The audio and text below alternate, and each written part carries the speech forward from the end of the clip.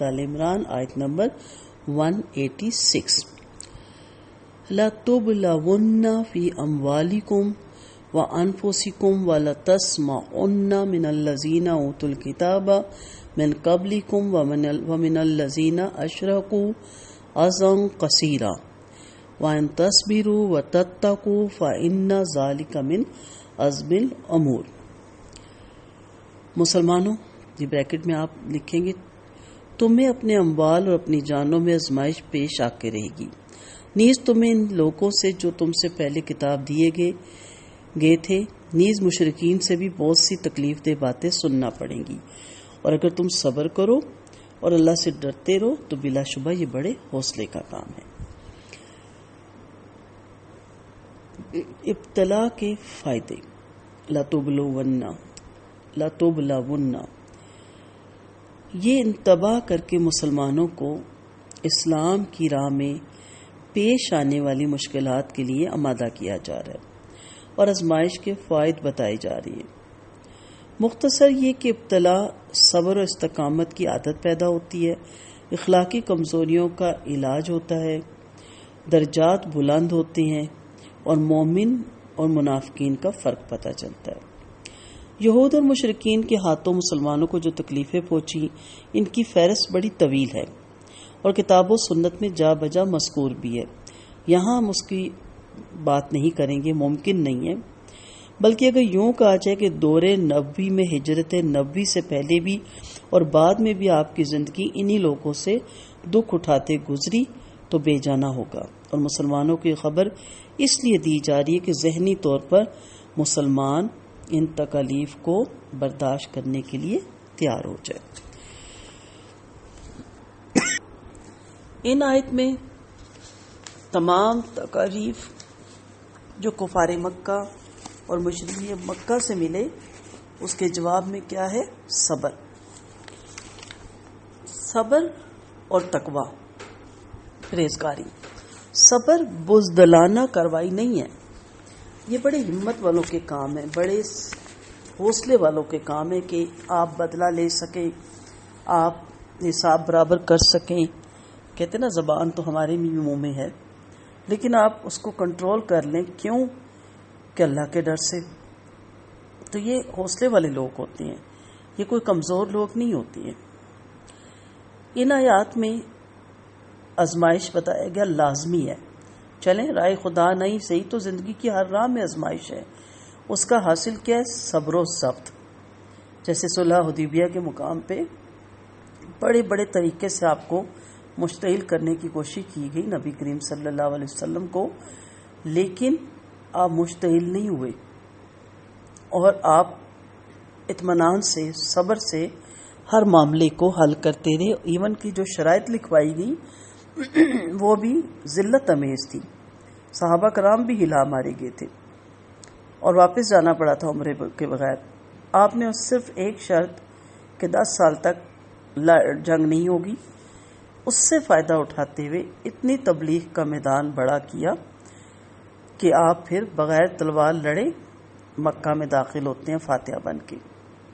2 سال میں عرب میں اور عجم میں اسلام پھیلنا شروع ہو گیا۔ تو یہ بڑے اولو الامر لوگوں کے کام ہے، بڑے ہمت والے لوگوں کے کام ہے۔ یہ عادت اپنائیں، یہ پرسنالٹی کو بہت سٹرونگ کرتے ہیں یہ کام۔ تو یہاں بتایا گیا کہ انسانی آزمائش تو آنی ہی ہے، مومن کا تو امتحان ضرور ہونا ہے، کبھی جانی، کبھی مالی، کبھی اہل و عیال میں، کبھی اور کسی طرح۔ یہ آزمائش دینداری کے انداز کے مطابق ہوتی ہے۔ سخت دیندار کی ابتلا بھی سخت اور کمزور دین والے کا امتحان بھی کمزور۔ پھر پروردگار صحابہ کرام رضی اللہ عنہ کو خبر دیتے ہیں کہ بدر سے پہلے مدینہ میں تمہیں اہل کتاب سے اور مشرکوں سے دکھ دینے والی باتیں سننی پڑیں گی۔ پھر تسلی دیتے ہوئے طریقہ سکھایا کہ تم صبر و ضبط کر لیا کرو اور پرہیزگاری برتو، یہ بڑا بھاری کام ہے۔ حضرت اسامہ بن زید فرماتے ہیں کہ آپ صلی اللہ علیہ وسلم اور آپ کے اصحاب مشرکین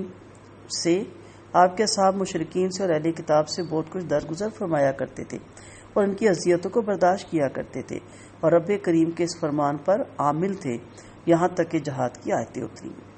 صحیح بخاری شریف میں اس آیت کی تفسیر کے موقع پر ہے کہ آپ صلی اللہ علیہ وسلم اپنی سواری پر سوار ہو کر حضرت اسامہ کو اپنے پیچھے بٹھا کر حضرت سعد بن عبادہ کی عیادت کے لیے بنو حارث بن خزرج کے قبیلے میں تشریف لے گئے۔ واقعہ جنگ بدر سے پہلے کا ہے۔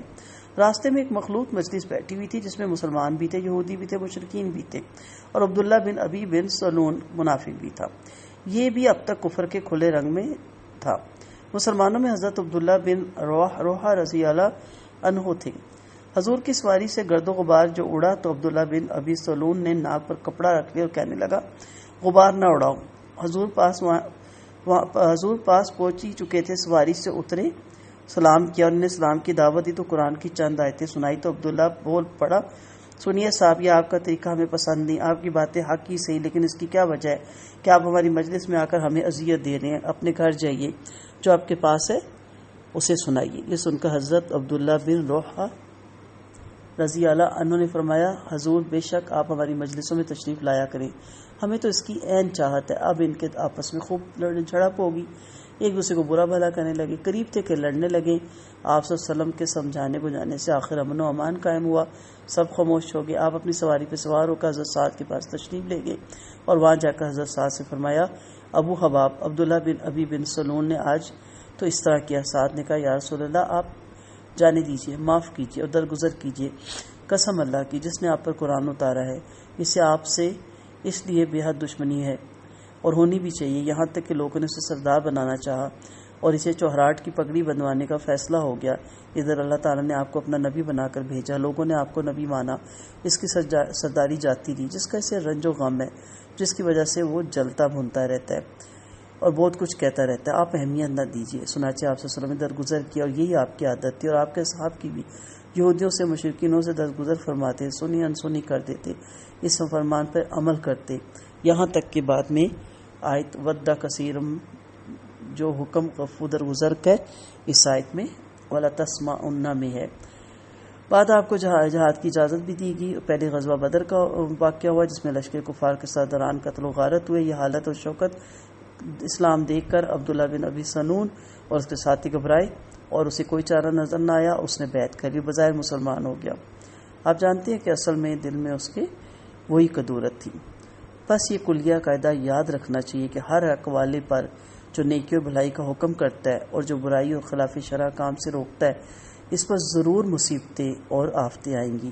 اسے چاہیے کہ ان تمام تکلیفوں کو جھیلے اور اللہ کی راہ میں صبر و ضبط سے کام لے، اس کی پاک ذات پر بھروسہ رکھے، اسی سے مدد طلب کرے اور اپنی کامل توجہ اور پوری رجوع اسی کی طرف کرے۔